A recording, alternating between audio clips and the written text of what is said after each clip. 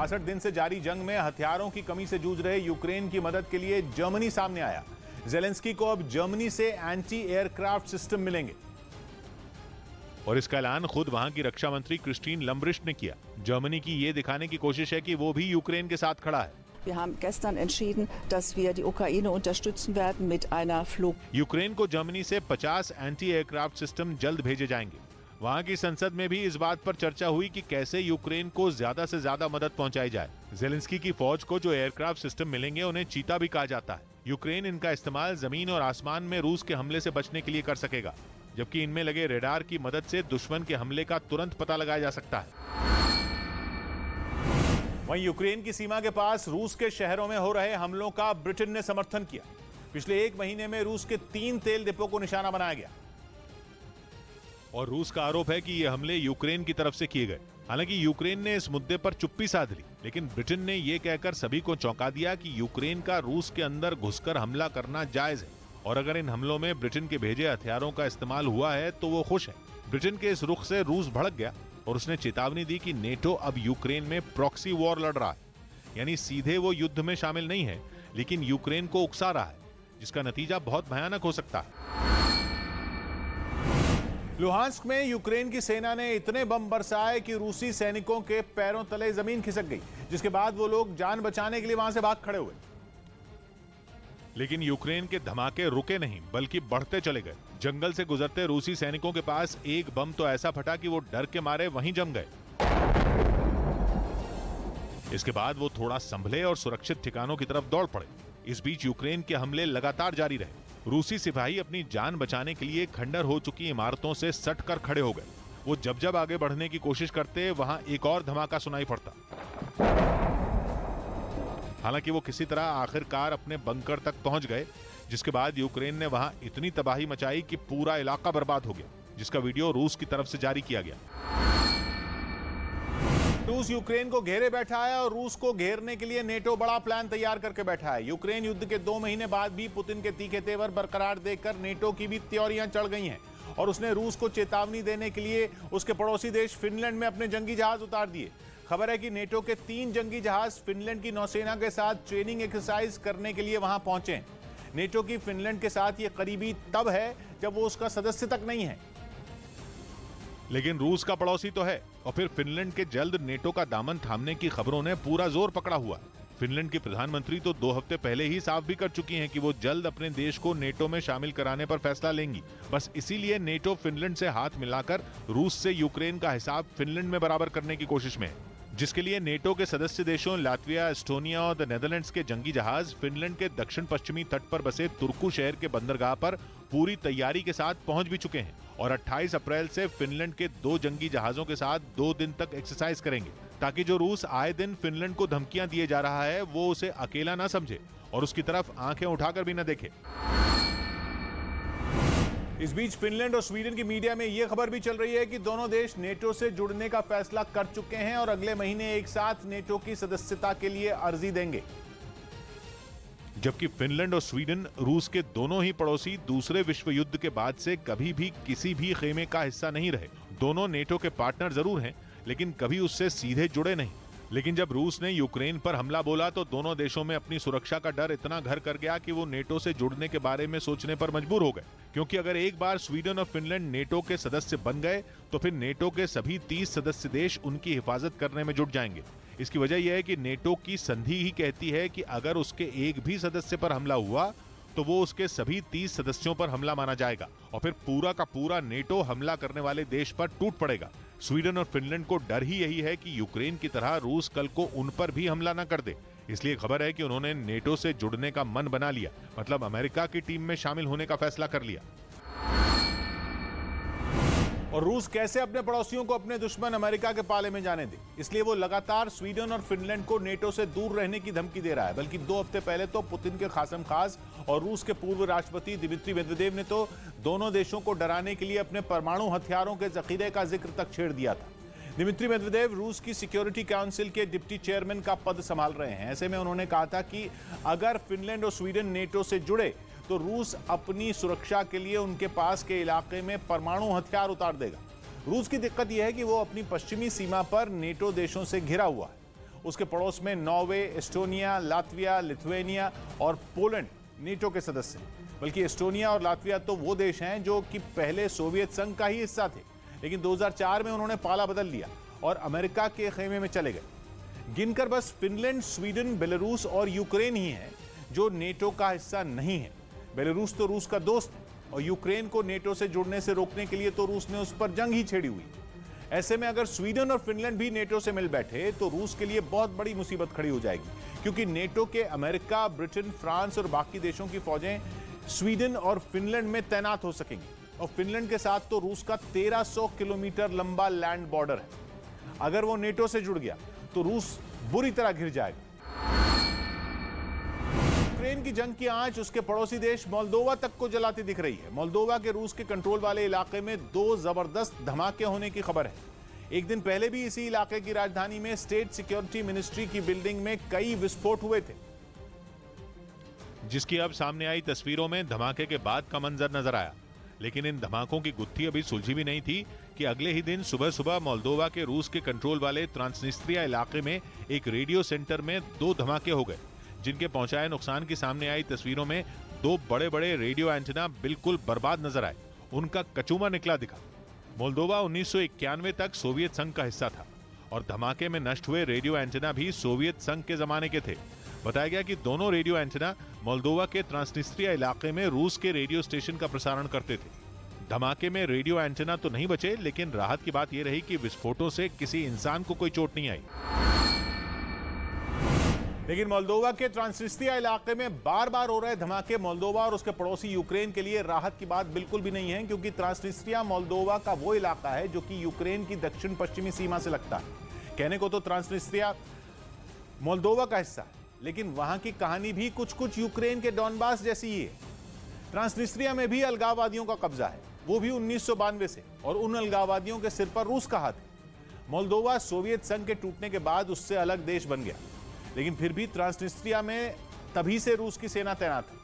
अब यूक्रेन को यह डर है कि रूस ट्रांसनिस्ट्रिया को भी उस पर हमले करने के लिए लॉन्च पैड के तौर पर इस्तेमाल कर सकता है, क्योंकि रूस के करीब 1500 सैनिक ट्रांसनिस्ट्रिया में मौजूद हैं, जिन्हें वो शांति दूत कहता है।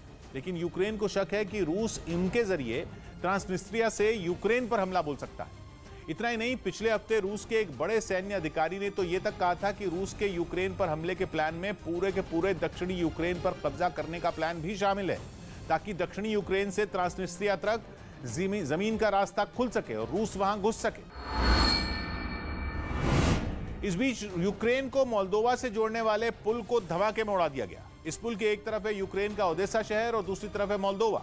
ये पुल जंग के हालात में यूक्रेन की सेना के सामान को इधर से उधर पहुंचाने में बहुत मदद करता है, जिसे रूसी फौज ने बड़ी होशियारी से धमाके में उड़ा दिया। जो तस्वीरें सामने आई उनमें ओडेसा से मोल्दोवा की सीमा को जोड़ने वाला ये पुल ध्वस्त दिखा। इस हमले के बाद वहां कुछ बचा तो वो थी धमाके की तेज आवाज।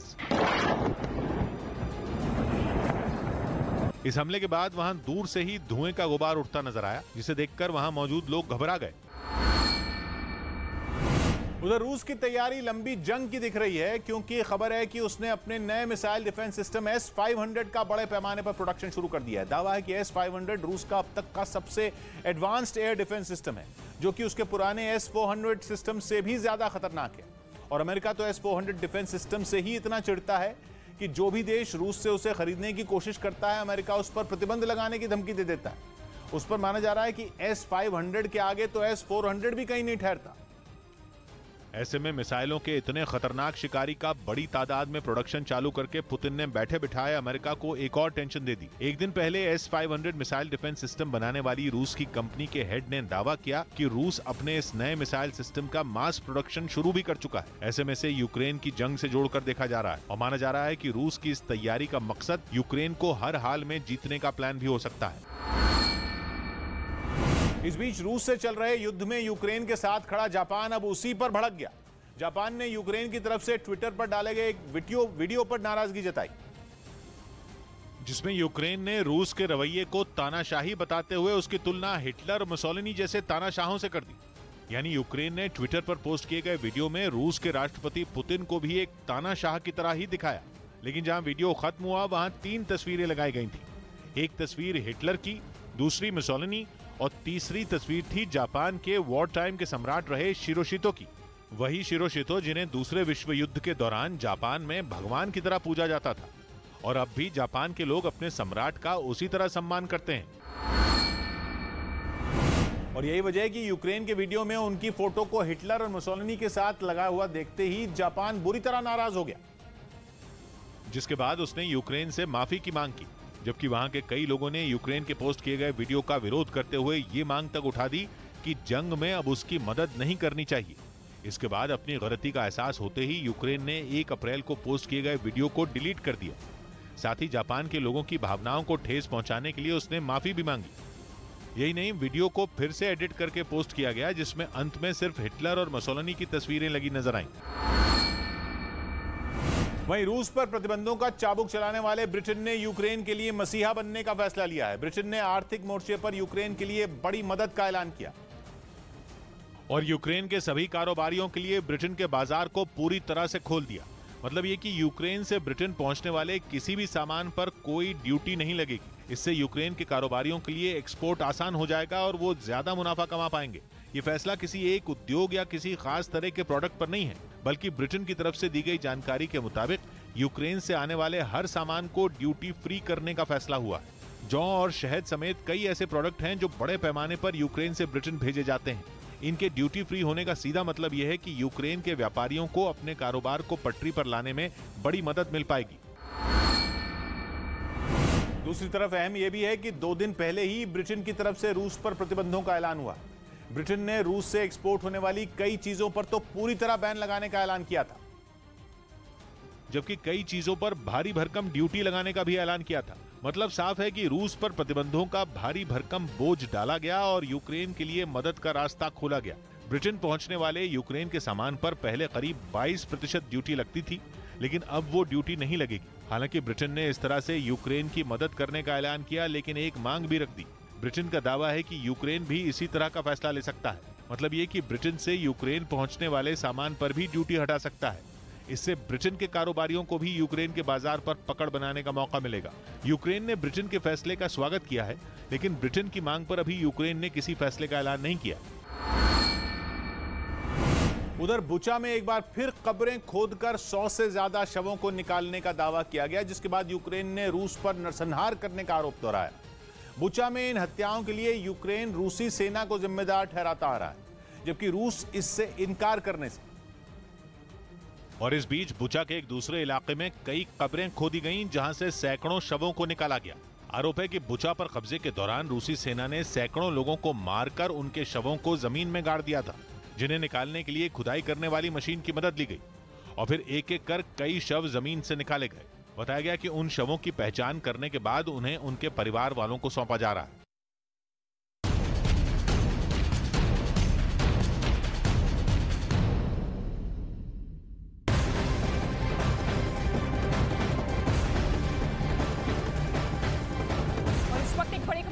राजस्थान के अलवर में शिव मंदिर के तोड़ने पर हंगामा मचा हुआ है। अलवर के राजगढ़ में मंदिर को बुलडोजर से तोड़ दिया गया था, जिसके बाद से ही हिंदू संगठनों का विरोध शुरू हो गया है। पहले हिंदू संगठनों ने इसकी शिकायत प्रशासन को की थी।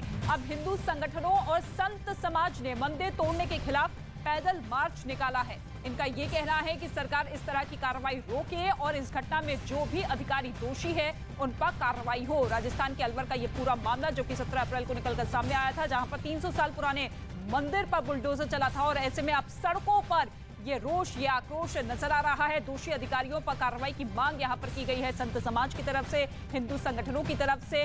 अलवर में अब संतों का मार्च भी दिखाई दे रहा है। अलवर में जिस तरीके से मंदिर तोड़ा गया उसका विरोध लगातार अब बढ़ता हुआ दिखाई दे रहा है और इसी विरोध में ये तस्वीर आप देखिए, पैदल मार्च निकाला गया है हिंदू समाज और संत समाज और हिंदू संगठनों की तरफ से। ये दो तस्वीरें, एक तरफ वो मार्च जो कि अब सड़कों पर नजर आ रहा है, तो दूसरी तरफ बैरिकेडिंग पुलिस प्रशासन की तरफ से की गई है। भवानी, इस वक्त मेरे सहयोगी मौजूद है। भवानी, क्या कुछ स्थिति, क्या कुछ मांग रखी गई है संत समाज और हिंदू संगठनों की तरफ से? देखिए, हिंदू संगठनों ने मांग रखी है कि सबसे बड़ी मांग तो है कि मंदिर को उसी जगह पर वापस बनवाया जाए जहां पर तोड़ा गया। दूसरा, सरकार माफी मांगे क्योंकि जिस तरीके से तोड़ा गया वो गलत है और अब जो कार्रवाई सरकार ने की है उससे संतुष्ट नहीं है। और बीजेपी बीजेपी भी शामिल है इस प्रदर्शन में। और बीजेपी का ये आरोप है कि जो एक्शन सरकार ने लिया उसमें अलवर नगर पालिका के चेयरमैन को भी सस्पेंड किया। बीजेपी का ये आरोप है कि नगर पालिका के